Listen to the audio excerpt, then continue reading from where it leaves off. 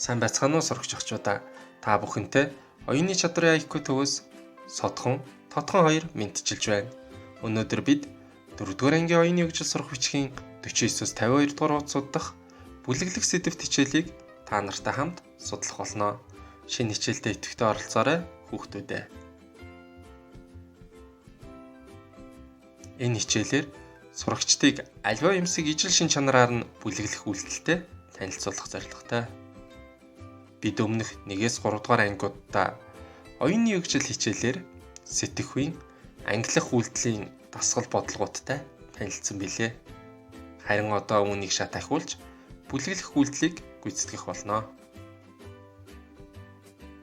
Хүүхдүүдээ логик сэтгэлгээ бүлгийн өмнөх хичээлүүд гэрийн даалгавраа хийсэн үү? Хичээл даалгавраа цаг тухайд хийж хэвших нь амжилттай суралцахын нэг үндэс юм шүү. Ингээд 49-с 52 дугаар хуудсууд дахь зарим дасгалуудыг хамтдаа ажиллацгаая. 49 дугаар хуудас дасгал 1. Өгөгдсөн бүлэг дүрсийг тодорхойл. 2 багнаас ижил шин чанартай бүлэг дүрсүүдийг хооронд нь холбоорой. Эхний багнад 1-с 5 дугаартай 5 бүлэг дүрс. 2 дахь багнад А-гаас Д үсгээр тэмдэглэсэн мөн 5 бүлэг дүрсүүд өгөгдөжээ. Бид энэ 2 багнаас хоорондоо тохирох бүлгүүдийг олж холбох ёстой. Жишээ бодлого 1-д 1 дугаартай болон В бүлгийн дүрсүүд 3 шулуун 1 мөрөөс бүтсэн ижил шин чанартай гэдгийг тайлбарласан байна. Одоо 2 дугаартай бүлгийг тодорхойлж тохирох бүлгийг А, Б, Г, Д хувилбараас олъё. Хүүхдүүдээ 2 дугаартай бүлгийн дүрсүүд хэдэн хэрчим, хэдэн мөрөөс бүрдэж байна вэ?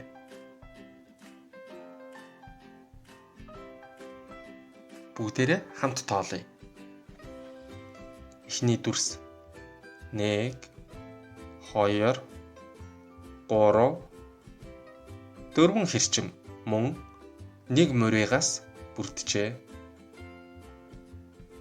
Дараагийн дүрсүүд ч мөн адил 4 хэрчим 1 мөрөөс бүрдсэн байна.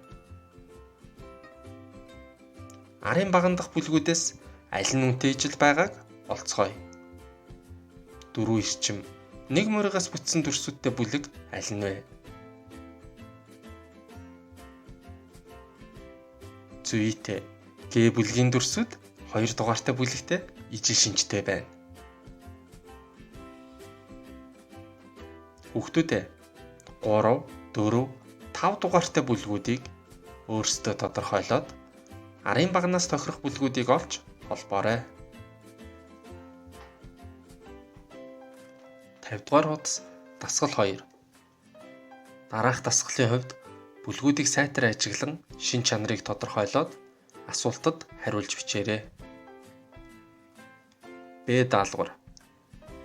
Цаадо, цоодо бүлгүүдийн ялгааг гарган ярилцаарай. Цаадо бүлэгт доорх дүрсүүдээс аль нь багтах вэ? Дугуйлаарай. Цоодо бүлгийг тодорхойлж бич.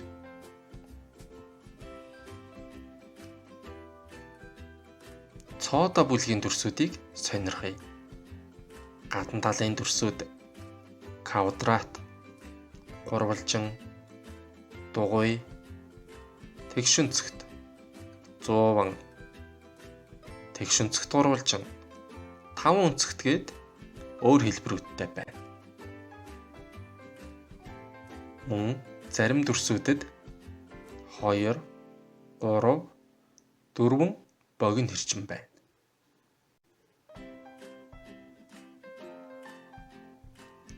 Харин цоодо бүлгийн дүрсүүд бүгд голдоо жижиг хар дугуйтай байна. Иймд цоодо бүлгийг голдоо жижиг хар дугуйтай дүрсүүд гэж тодорхойлж болно. Одоо цаадо бүлгийг тодорхойлъё. Гадна талын дүрсүүд нь мөн л олон янзын хэлбэртэй. Бас зарим дүрсүүдэд 1, 2, 3 ширхэг богино эрчмүүд байна.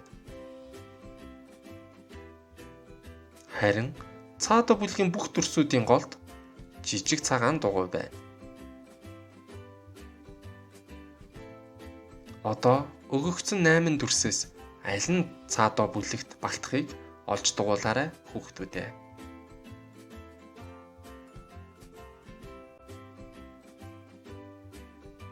Бид голдоо цагаан дугуйтай дүрсүүдийг дугуйлах хэрэгтэй. Хариугаа шалгаарай хүүхдүүдээ.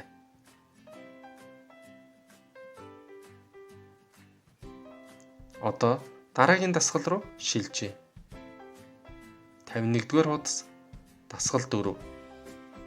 Цэнхэр, улаан, ногоон бүлгүүдийг сайтар ажиглаад асуултуудад хариулж зөв хариуг харгалзах өнгөөр будаарай. 1-р даалгавар. Улаан бүлэгт доорх дүрсүүдээс аль нь багтах вэ?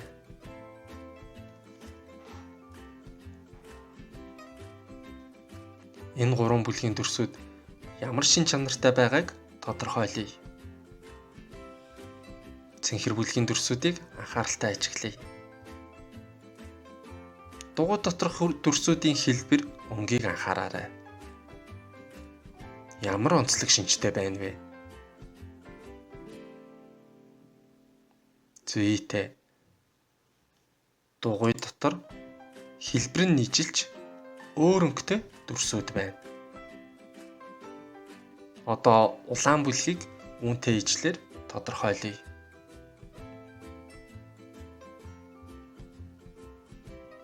Улаан бүлгийн хувьд хэлбэр нь өөр. Гэхдээ ижил өнгөтэй 2 дүрс дугуй дотор байрлажээ.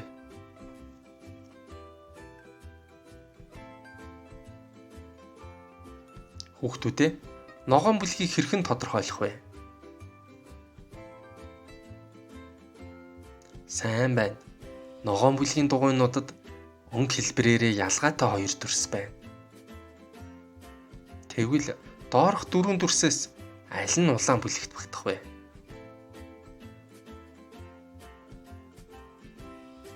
Улаан бүлгийн дугуйнуудад хэлбэрээрээ өөрч өнгө нь нийжил 2 дүрс байсан учраас 3 дахь дүрс багтнаа. Хүүхдүүдээ дасгал 4-ийн 2-3 дугаар даалгавруудыг өөрсдөө бие даангүйцэтгээрэй. Өнөөдрийн хичээлээр үзэж танилцсан дасгалууд тэдгээрийн бодолтоос лавлах зүйл байгаа бол бичлэгийн ухраан дахин үзэж гэр бүлийнхнээсээ тусламж хүсээрэй. Хүүхдүүдээ 49-с 52 дугаар хуудасууд дахь бусад дасгалуудыг гэрийн даалгаварт ажиллаарай. Видео хичээл дурддагсан дасгалуудыг үзэж сурах бичгийн жишээ бодлогуудыг анхааралтай уншвал эдгээр дасгалуудыг гүйцэтгэхэд хялбар болно шүү. Сурагч багчуудаа хөл хорионы энэ цаг үед зүй зохистой, хэмнэлттэй хэрэглээг дадал болгож ус цахилгаан эрчим хүчээ хэмнээрэй. Мөн усаа хаах, цахилгаан эрсдлүүдэд шалган унтрааж байх нь болцсошгүй эрсдлээс сэргийлдэг юм шүү. Та бүхэнд амжилт хүсье. Дараагийн хичээлээр уулзтлаа. Түр баяртай.